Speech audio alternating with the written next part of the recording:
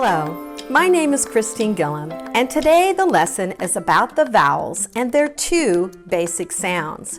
We will focus a little bit more on the short vowel sound, but we're going to learn both sounds today. This lesson was designed for grades K through 2, but everyone is welcome to join in as always. The only thing you need for this lesson is your good listener skills and to say the sounds and letter names when I ask you to. After the lesson, I will ask you to practice these sounds and I'll explain how then. So we have the vowels here. They are all listed out, A, E, I, O, U. It's important that you know the vowels because every word has a vowel in it, at least one, and every word part of longer words has a vowel in it, at least one.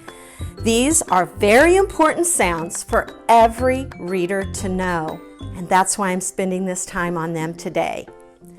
So we're going to start with the letter names. I will say them, and I want you to say them after me. Ready? My turn. A. Your turn. E. I. O. U. And just for a little more practice, because it's so important, I'm going to practice them in little groups. A, E. Your turn. I, O, your turn. U.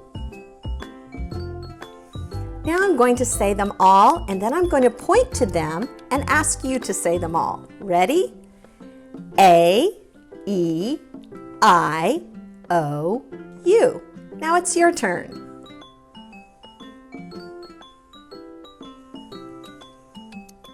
Well, I hope you are getting those because these names of the letters are also the long vowel sound. The long vowel sound will be in a word when the letters here have a helper letter. Sometimes it's silent E and sometimes it's letter pairs. And we will practice that a little further in other lessons, and other teachers may have taught you about silent E and vowel pairs. Today we're going to focus a little more on the short vowel sounds. Now, when you learn the alphabet the first time, your teacher might say something like, A is for apple, E is for egg, I is for igloo, O is for octopus, U is for umbrella. That's not just for fun. There's a reason for it. Each of those words helps you remember the short vowel sound when you're reading. So when the letter A is making the short vowel sound, that sound is ah. This letter E, the short vowel sound, is eh. This letter I, the short vowel sound, is I. The short vowel sound for O is ah. The short vowel sound for U is okay?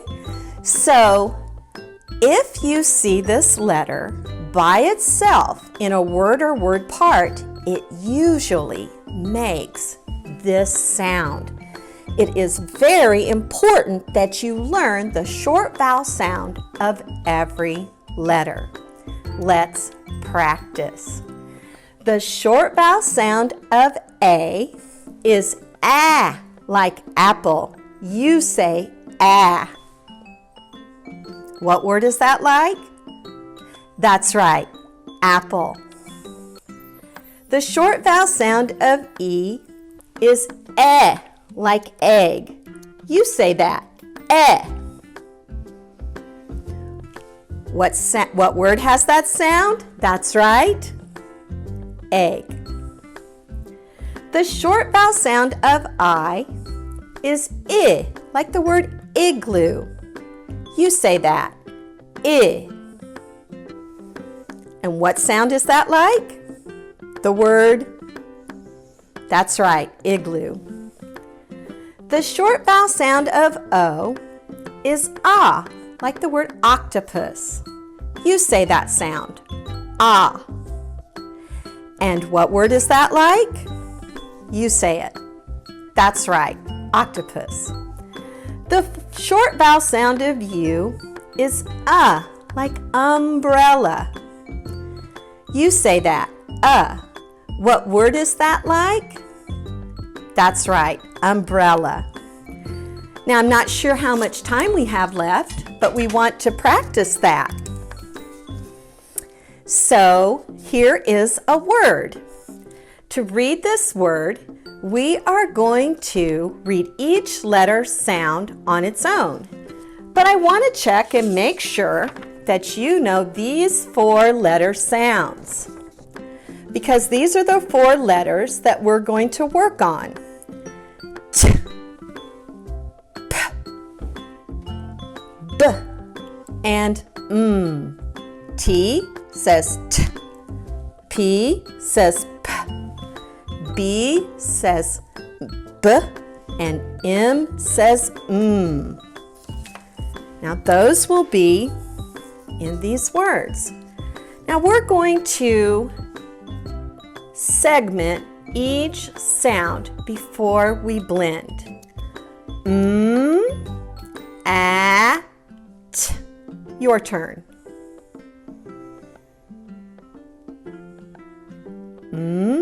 A, T. Now we want to blend it, and we want to blend it long so we still hear each sound. At. And we can speed that up and do it just a little bit faster. Mat. And then we say it normally, like if we were reading the word in a story. Mat. The cat sat on a mat. Let's try that again with a new word. Now we have this letter in the middle. We go back to our chart and we know it's going to say eh. So we're going to segment out the sounds. Eh, t. Now you do it. Now we're going to slide it long and slow and blend it together. Et. A little faster. Met. And now say it normally, like you were reading the word. Met. Let's hear you read the word. I hope you said met. Good job. Now we're looking at a new word. We want to look at that middle sound. Make sure we know the short vowel sound is ah, because this letter is alone. Ah for O. And we're going to segment out these sounds. Ah, P. Your turn.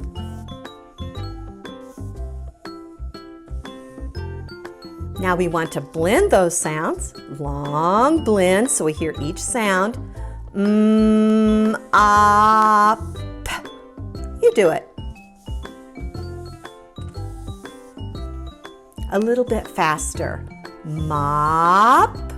Your turn. Now, just like we were reading a book, how would we say that word?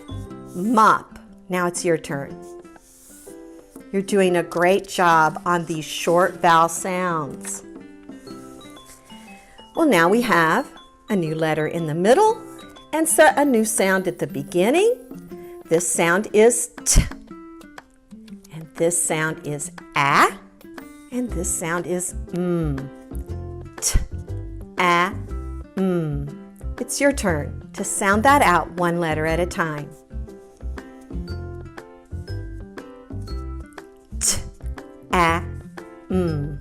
Now we're going to make that slide long and slow. We're going to blend it out as long as we can. Am. It's your turn. Maybe a little faster now. Tam. Your turn. And now we're just going to say the word like we were reading it in the story. Tam. Your turn. Good job. Our next word has a different sound in the middle. Let's check on that. The short vowel sound for I is I. So we have the vowel and we're ready to go. I'm going to segment the sounds. T, I, Now you do it.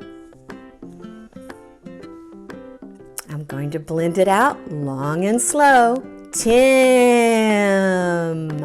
Now you do it. A little faster. Tim. Your turn. Now, say it with me just like you were reading this name in a story. Tim. Now do it by yourself.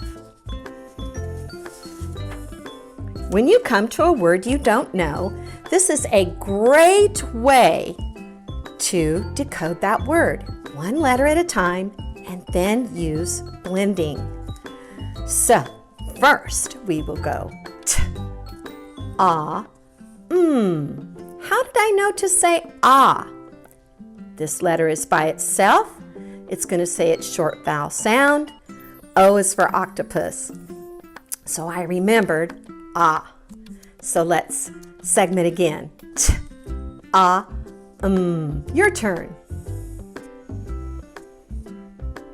Now let's blend it out long. Tom. Your turn. Now a little faster. Tom. Your turn. And now just normally as if we were reading this name in a story. Tom. Your turn. Well, I don't think I have time for any more words today, but I will bring this lesson back to you again, and we will work on some ways to do the long vowel sounds. So remember, to work on these important basic sounds of the vowels, you can practice by looking at words all around your surroundings, anywhere you can find them, on boxes, on signs, in magazines and books, even on the internet. If you see a word, practice that vowel sound. It was wonderful to see you today, and I can't wait to see you next time for the next lesson. I'm Christine Gillum, and it is time for me to say goodbye. But remember, practice reading every day.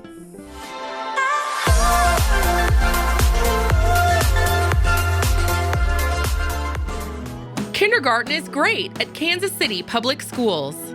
I know they have really good teachers. I know this is a great school. They teach them stuff that I thought my kids would never be able to know at the age of 5. Since deciding to send our kiddos to a neighborhood school, we've become even more of a part of our community. Now is the time to enroll your future kindergartner for the new school year. Visit enrollkc.org today. I love Southeast because of the culture, the band program, and restorative justice. I love Southeast because of the academics, sports, and students. I love Southeast because of the people, the energy, and the advanced classes. It's not alike. I love Southeast because the students here at Southeast are full of potential and they believe in achieving anything. We are Southeast. Southeast. We stand shoulder to shoulder. Join the Southeast family. Enroll today.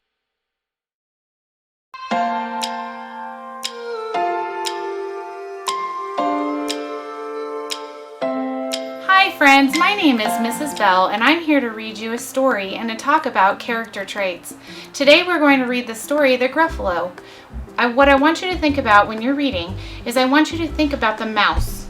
How could you describe the mouse?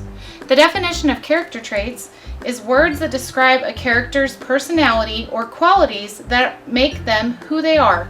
I want you to think, how would you describe the character to a friend? So if you had to talk about the mouse, how would you describe them to a friend?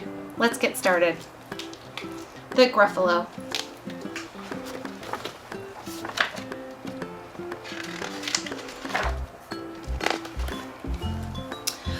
A mouse took a stroll through the deep dark wood. A fox saw the mouse and the mouse looked good. Where are you going to, little brown mouse? Come and have lunch in my underground house.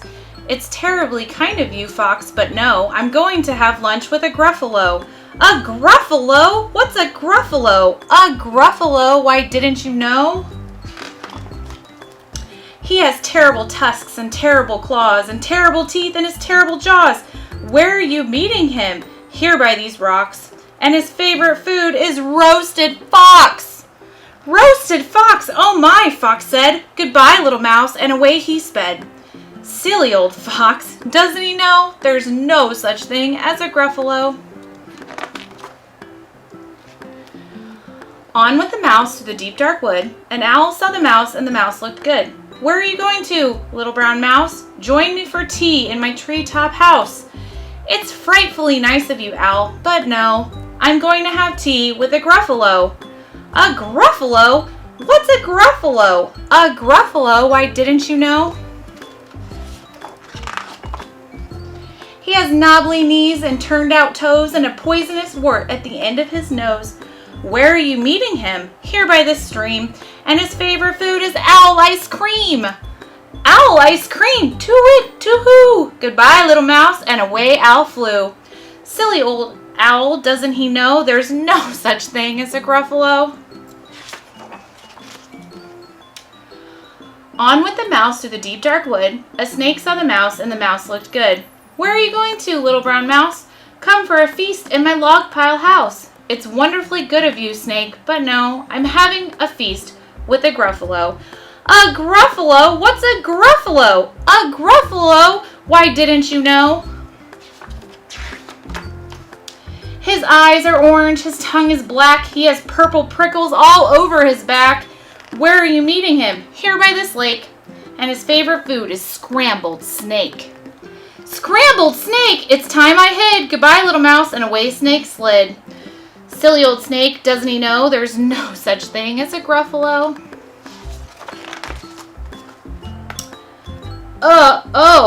But who is this creature with terrible claws and terrible teeth and his terrible jaws? He has knobbly knees and turned out toes and a poisonous wart at the end of his nose. His eyes are orange, his tongue is black. He has purple prickles all over his back. Oh, help! Oh no, it's a Gruffalo!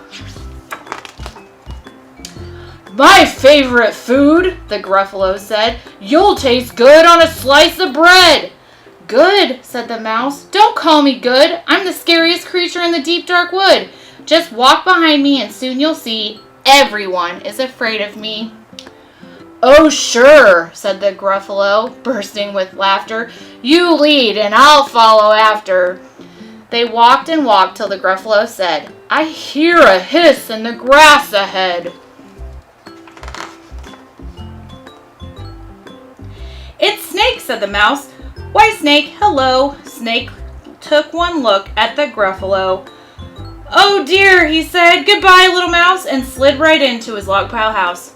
You see, said Mouse, I told you so. Amazing, said the Gruffalo. They walked some more till the Gruffalo said, I hear a hoot in the trees ahead.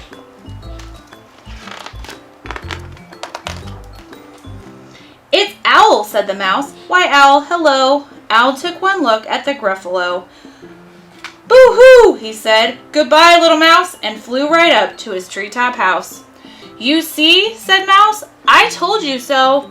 Astounding, said the Gruffalo. They walked some more till the Gruffalo said, I hear some paws on the path ahead.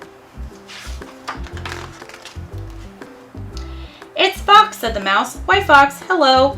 Fox took one look at the Gruffalo. Oh, help, he said. Goodbye, little mouse, and ran right into his underground house. The mouse said, Gruffalo, now you see, everyone is afraid of me. But now my tummy is starting to rumble and my favorite food is Gruffalo crumble. "Gruffalo crumble," the Gruffalo cried, and quick as the wind he turned and fled. All was quiet in the deep dark wood. The mouse found a nut, and the nut was good. The end. Okay, friends, now that we've finished our reading the Gruffalo, I have made something to help us with our character traits. This is our mouse. These are the character traits that I thought would describe him. Now remember, character traits are words that describe a character's personality or qualities that make them who they are. Remember, you were to think about how you would describe the mouse while we were reading? So what I did is I took some words that I thought described the mouse. We have tricky, smart, sneaky, funny, a quick thinker, and brave. Do you agree with those? I thought they were good too. So what I'm going to do is I'm going to pick two. I'm going to put them in the trait box. We are going to write a sentence with it, in a complete sentence, and then we're going to do trait 2 and do the same thing. This one down here you're going to do on your own at home. So if you need a second, go get a piece of paper so you can take notes while we're doing this. Okay, so what we're going to do, I picked tricky first. Tricky. Now think about how the mouse is tricky. So when we start our sentence, we always want to start it with repeating our question back into our answer. So we are talking about the character traits. So we want to say, the mouse is tricky because, and then we'll talk about how we figure that out.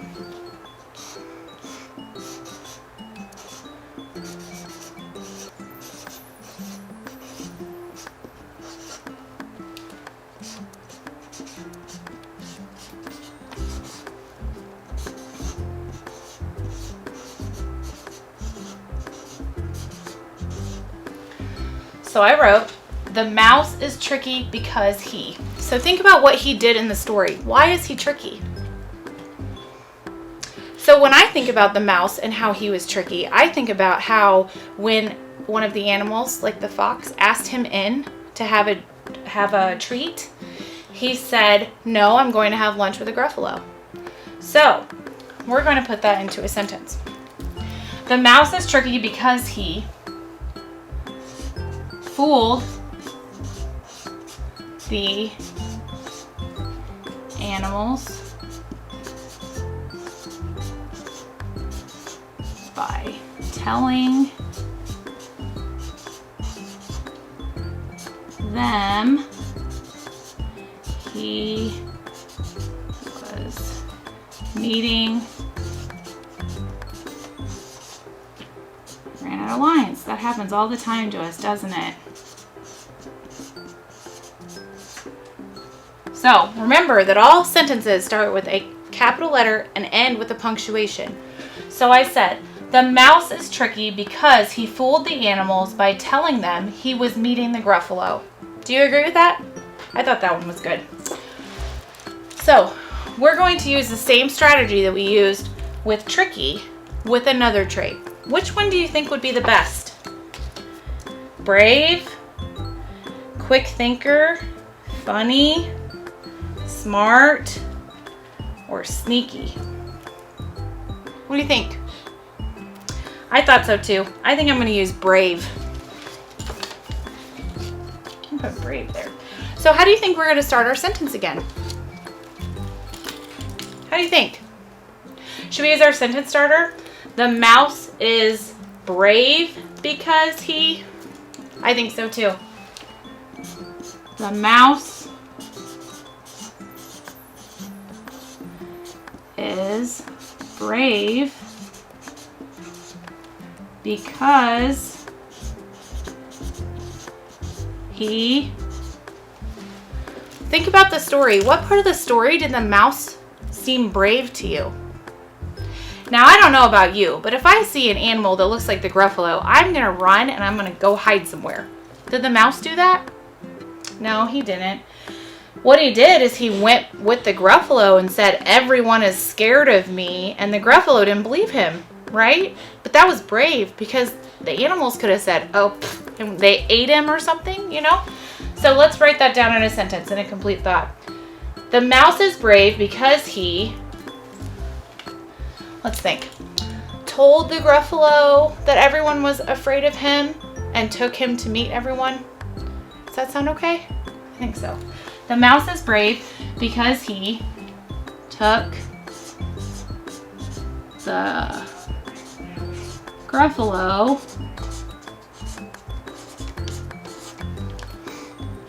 to show him everyone. Remember, he said everyone is afraid of me. And you can use that because it's from your text. Everyone is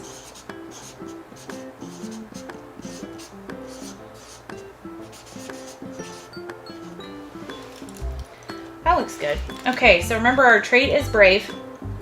We put it in a complete sentence with a capital letter and punctuation. We used our sentence stem. The mouse is brave because, and we made a complete thought. Pretty simple. The mouse is brave because he took the Gruffalo to show him everyone is afraid of me. So we might want to put quotes around that, right? Because we took it from the book. Those mean that you took it from the author and it's not your independent thought. So remember that if you're quoting a book or an author or somebody else's thoughts, you have to put quotations around it. So let's review. Today we read the book, The Gruffalo.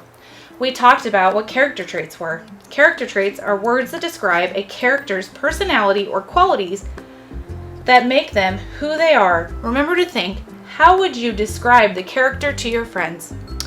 Then we read the book. Then we did our trait chart, character traits. Trait 1 was tricky. We put it into his complete sentence with a capital letter and a period. Trait 2, brave, capital letter, period. We talked about quotations briefly.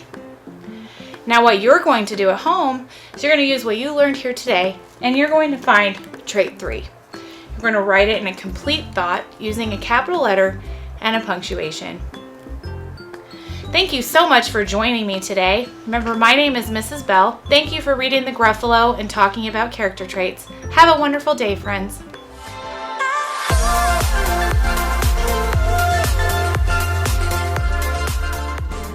Kindergarten is great at Kansas City Public Schools. I know they have really good teachers. I know this is a great school. They teach them stuff that I thought my kids would never be able to know at the age of 5. Since deciding to send our kiddos to a neighborhood school, we've become even more of a part of our community. Now is the time to enroll your future kindergartner for the new school year. Visit enrollkc.org today. The desire to create lives within each of us. From Grammy-winning producers and musicians, to NBA stars, to Navy admirals and Medal of Honor recipients, to internationally renowned artists and beloved local muralists, Paseo graduates have been creating their own success, their own history, their own legacy since 1926. Now it's your time. Create your future at Paseo Academy of Fine and Performing Arts. Learn more at enrollkc.org/Paseo.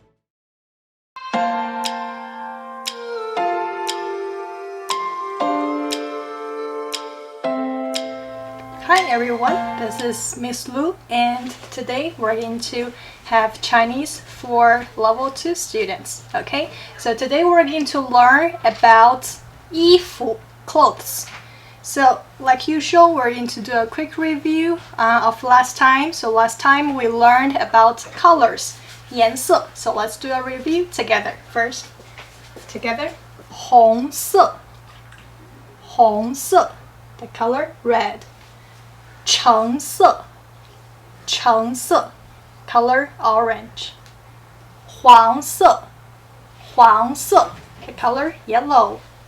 And then 绿色, 绿色, the color green. 蓝色, 蓝色, blue. 紫色, 紫色, purple.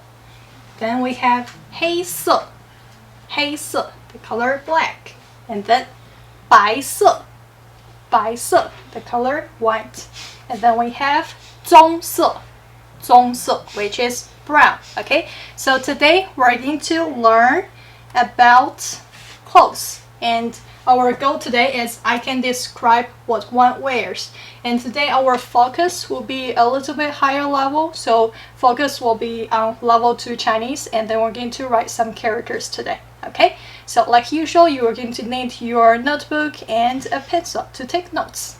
Okay, give you 10 seconds to get ready to learn.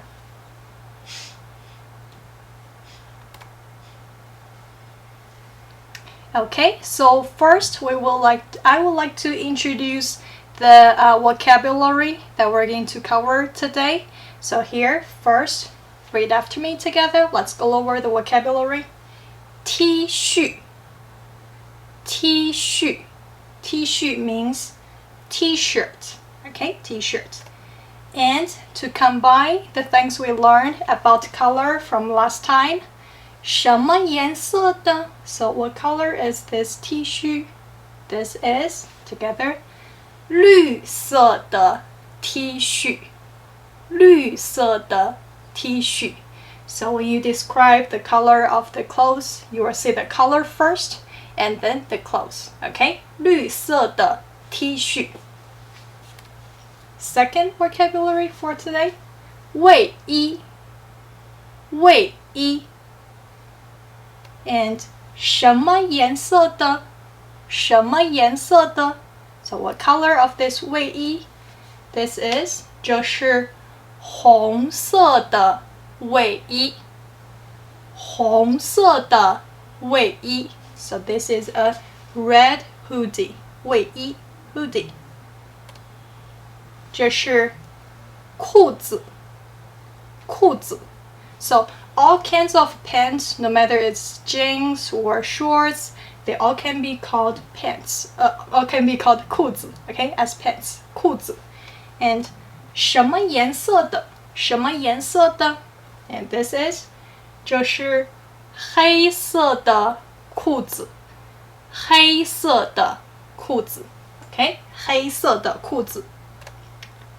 这是裙子。裙子. So all kinds of different dresses or skirts, they can be called 裙子。裙子。And 什么颜色的？什么颜色的？ So what color is it? 这是蓝色的裙子。蓝色的裙子。So this one is a blue dress. 蓝色的裙子。And then the last word we're going to learn today is 鞋子。鞋子。鞋子 means shoes. All kinds of shoes can be called 鞋子。鞋子 Okay? And 这是什么颜色的？什么颜色的？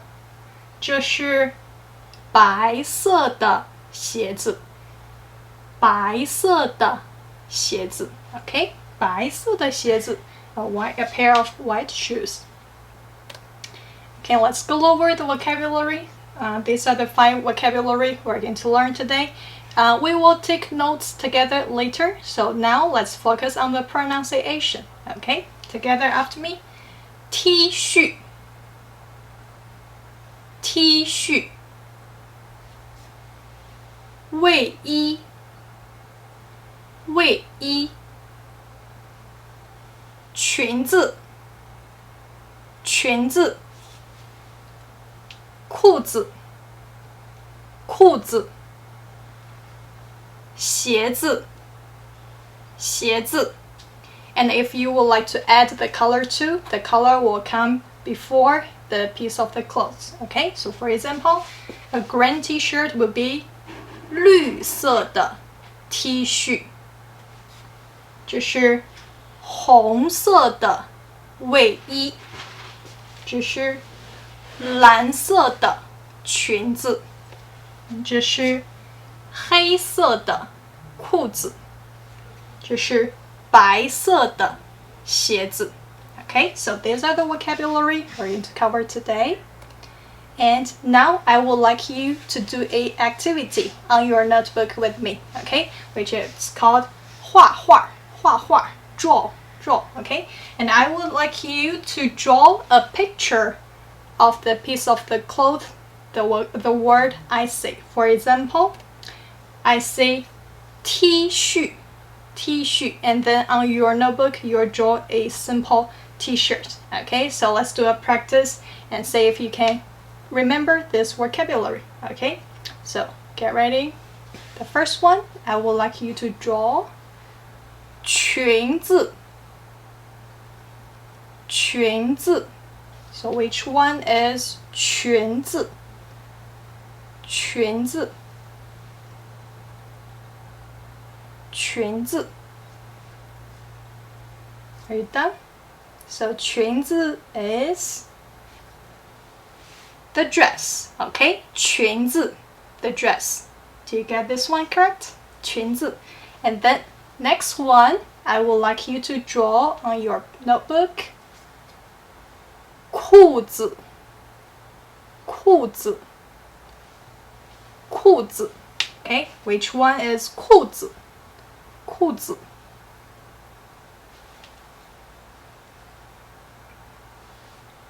子.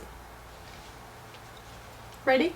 So the 裤子 is the pants. Okay, 裤子, 裤子, pants. Do you get this one correct? And then we're going to do a final one. So I would like you to draw a 卫衣 on your notebook. 卫衣, 卫衣. So which one is 卫衣? 卫衣, 卫衣. Ready? So 卫衣 is the hoodie. Okay, so 卫衣, 卫衣. Do you get all the three correct? So these are the vocabulary we're going to learn today. And now I would like you to take notes together with me. So I'm going to write the pinyin and the characters for this vocabulary, and I would like you to write it down with me on your notebook so you have something to review with.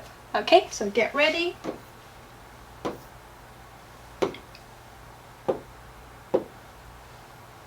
So T-shirt. When you write T-shirt, the pinyin, so we use just the letter T, just the letter T, okay?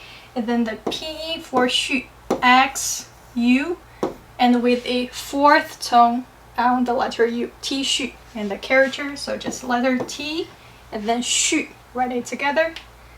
点 树 点 撇 树 横树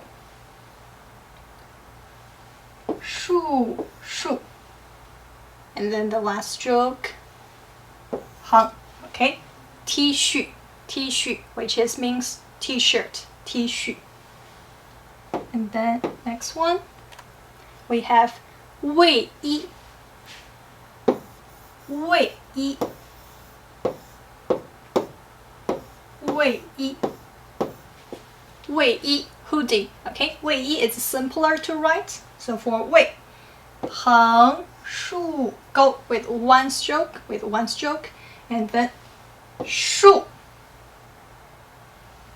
横 that's 卫 and then 衣 点 横 撇 竖钩 撇捺 卫衣 hoodie. Okay, 卫衣. Then next one we have 裤子 裤子. So 裤 with the fourth tone, 字 is toneless. There's no tone mark on it. Okay, 裤子 点 横撇 竖 点点 点 横 竖撇 横 斜横横 树 and z is easy to write 横折 then one go then 横 okay 裤子 all kinds of pants and the next one is 裙子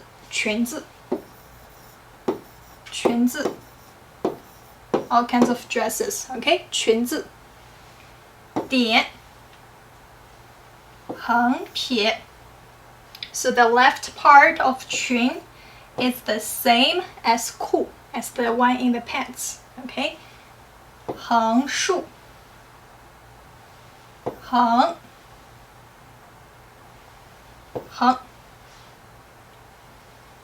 撇 and then you write the mouth radical which is a square at the bottom that's 裙 and the z is the same character okay and the one radical a new radical for this unit is this one this radical if you see this radical it has something to do with clothes okay it's the clothes radical and the next one we have 鞋子 鞋子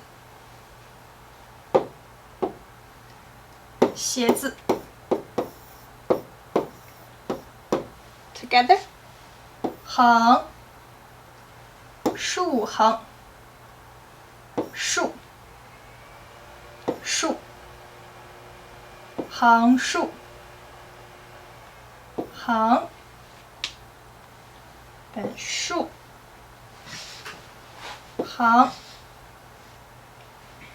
横 竖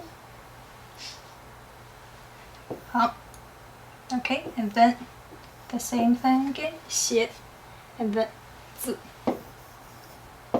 鞋子 shoes okay 鞋子 shoes so these are the vocabulary we learned for today then let's do a review together T 恤 卫衣 裙子 裤子 鞋子 okay so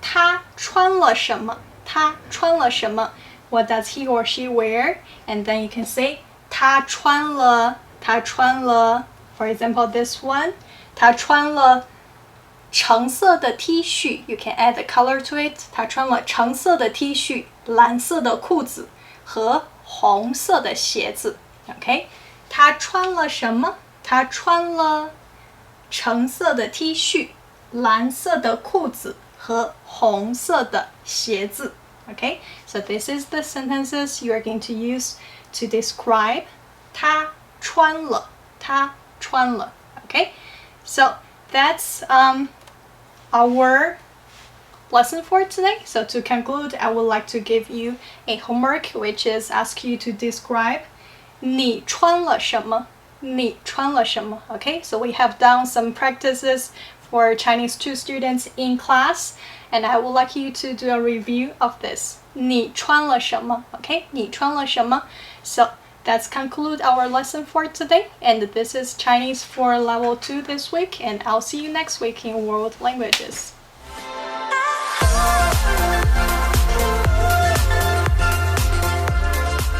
Southeast because of the culture, the band program, and restorative justice. I love Southeast because of the academics, sports, and students. I love Southeast because of the people, the energy, and the advanced classes. It's not alike. I love Southeast because the students here at Southeast are full of potential and they believe in achieving anything. We are Southeast. We stand shoulder to shoulder. Join the Southeast family. Enroll today.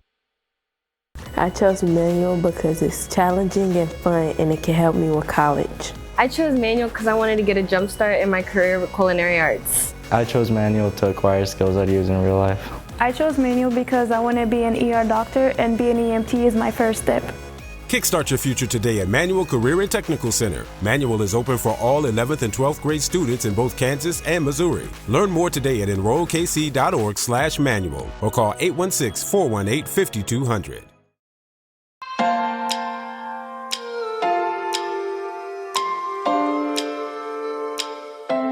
Welcome to Homeroom. I'm Paul Turner, Social Studies Coordinator at Kansas City Public Schools. Today we're going to talk about westward expansion, basically for the period from 1877 to 1898. The lead up to westward expansion, new technology that was introduced to the West, and what happened to the Native Americans that were living out West. You need a pen and paper? Let's get started.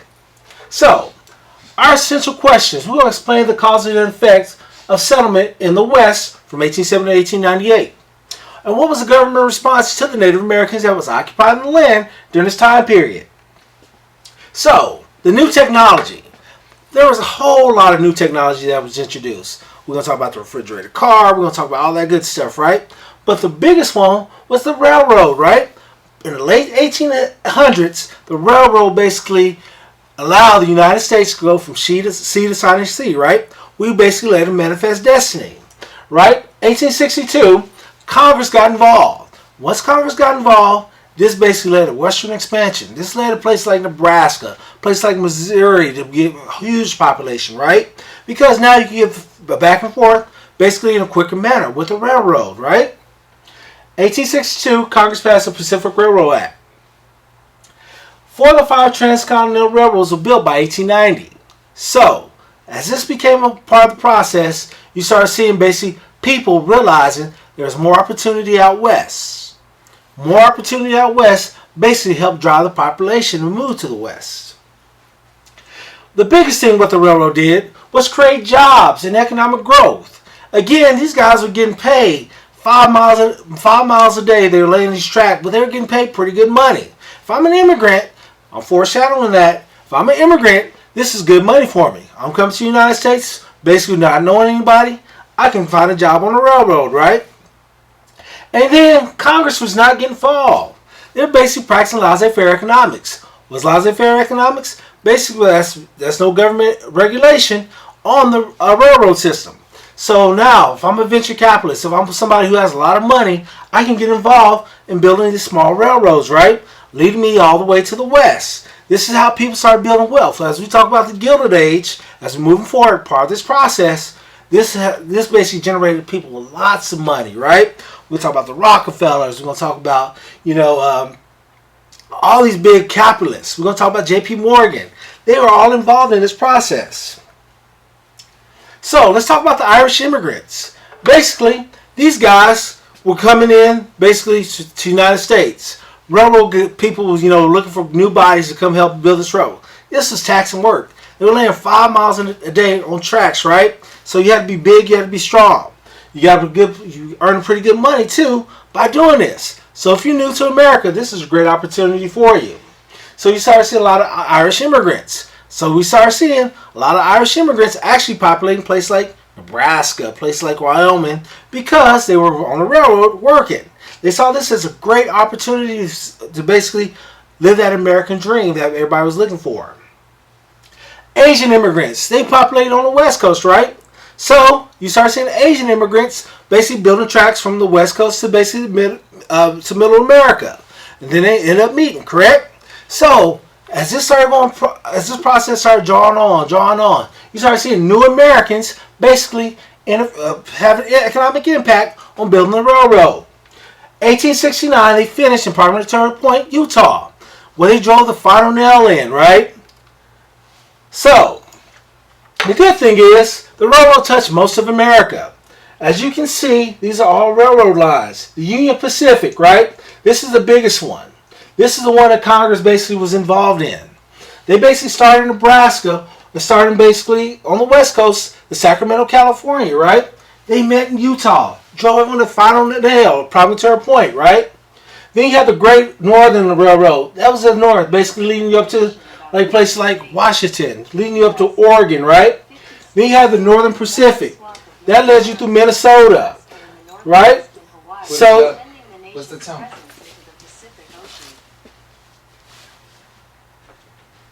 Is that your phone? No. I don't know what that was. Let's go. Just go back one slide. Let's go back one slide. Okay. All right. Here we go. All right. 3, 2. Okay. When Congress passed the Railroad Act, basically you start to see a lot of immigrants get involved basically with this American dream, because the railroads actually paid pretty good. They built 5 miles per day on track, right? But it was back-breaking work. You just had to drive those nails in the ground. So you had to be a pretty young man to do it. Old fogey like me, you know what? I'm not going to do it, right? Because I got a bad back. But a young guy, about 19, an Irish immigrant, right? This would be a great opportunity for him. Plus, he gets to see the new layout of this new land that he's immigrated to. Irish immigrants on the West Coast, right? Basically, Irish came into the West Coast. They found the Asians came to the West Coast. They saw this as a good opportunity for them.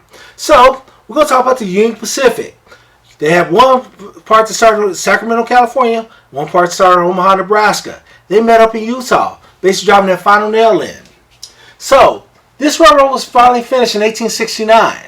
It was basically started in 1862. So, it took about 7 years for it to get started. Be finally finished, excuse me. So, let's look at these railroads.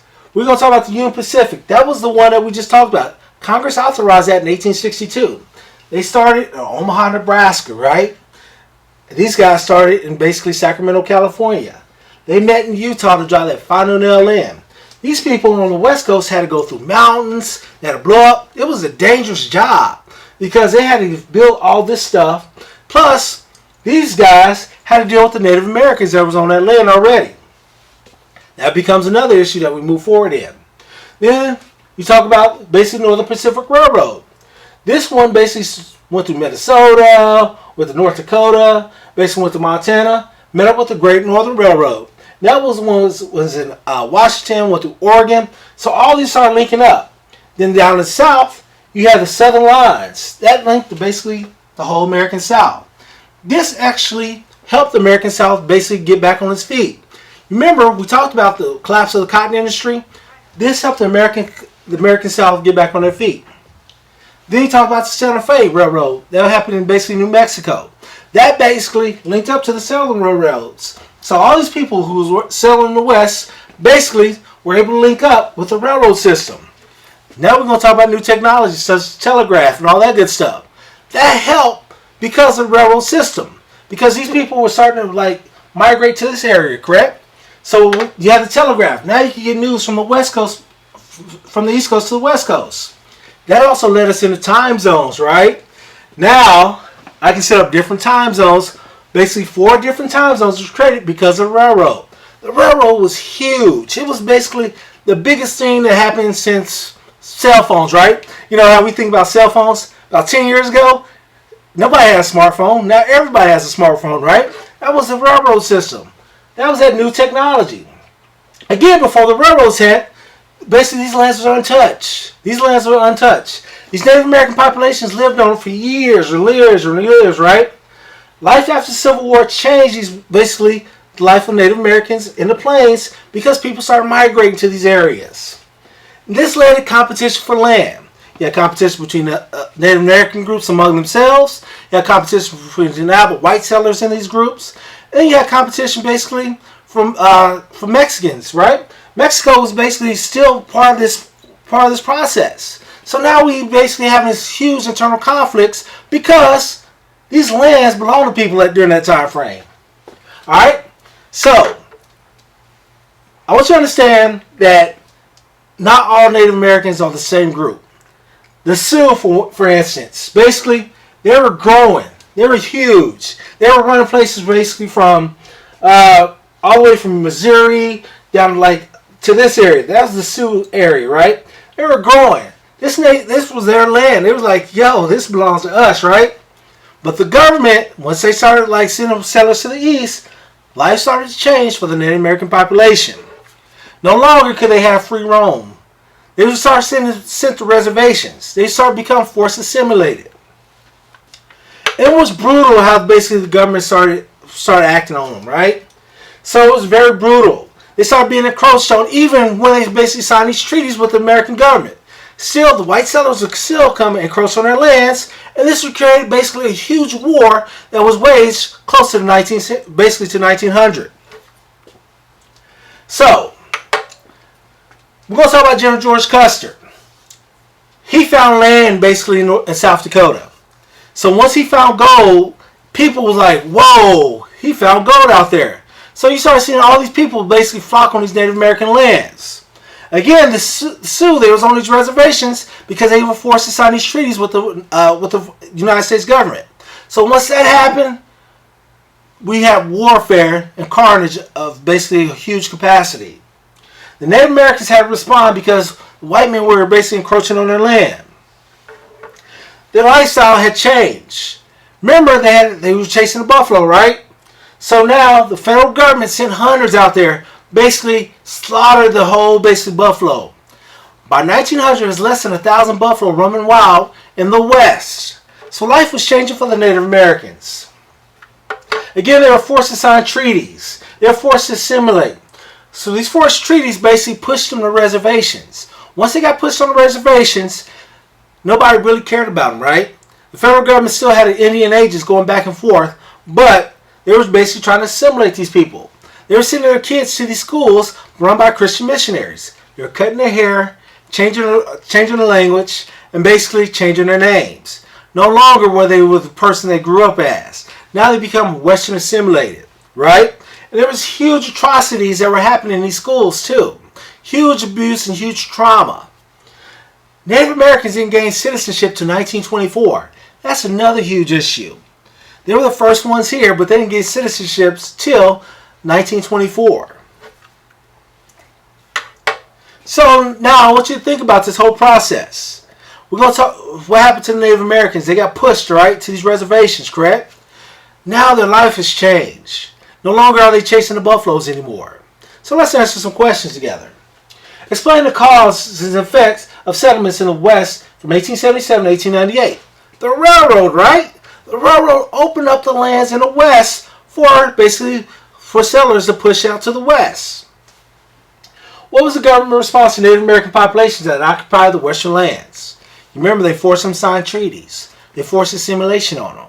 They basically forced their whole lifestyle to change. They killed the buffalo off, basically, so people can settle those lands. Now, I want you to do this. What other groups would you say have the same treatment as the Native American population? Do you think this treatment is just a part of the American culture? Or we, as people? I want you to write one-page paragraph explaining your thoughts on this process. Basically, who else was treated like this throughout basically history that we already discussed? Compare and contrast those two. Think about that as a long-term impact going forward based on United States history.